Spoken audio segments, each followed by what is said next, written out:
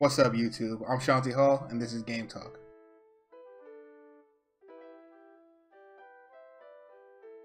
Okay, so for today's game, we're going to be talking about the Cleveland Cavaliers versus the Sacremento Kings. Going into this game, I fully expected the Cavaliers to blow out the Kings, but I was actually very pleasantly surprised with the competitive game that I got last night. But before we get into my thoughts and details on the game, let's talk about the numbers. Alright, so the final score of the game was 101-95, with the Cleveland Cavaliers taking the win.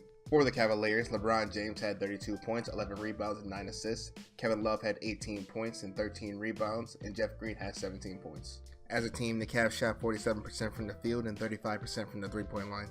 For the Kings, Zach Randolph had 18 points, 10 rebounds, and 6 assists.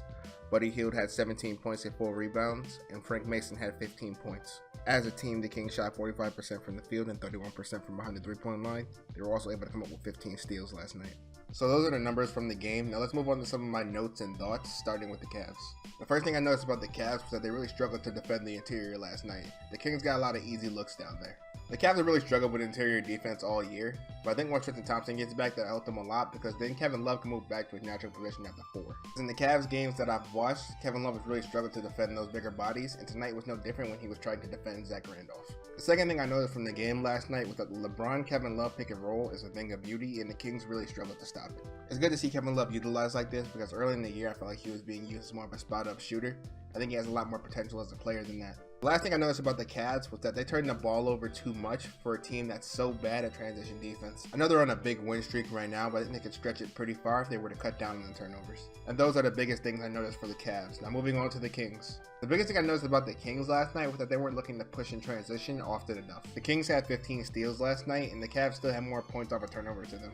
As I said earlier, transition defense is one of the weakest parts of the Cavs game, so it would have been nice to see the Kings push a little bit more when they got a steal. The second thing I noticed about the Kings last night was how solid bench play was for them. Specifically, Frank Mason and Buddy Hield, they helped the Kings get the lead and hold on to it until late in the fourth. They're also both really great additions to the Kings' young core. Last thing I noticed about the Kings that I want to talk about is that the rotations to me were kind of weird. At the end of the game, they took Frank Mason out when he was playing pretty well, and I didn't really understand that. Also, they left Bogdanovic in when he was clearly having a poor game.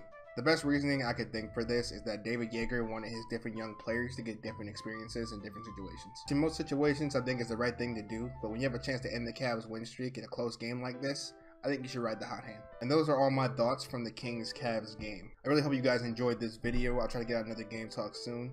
If I forgot anything, make sure to let me know in the comments. If you enjoyed the video, like. If you enjoyed my content, maybe subscribe.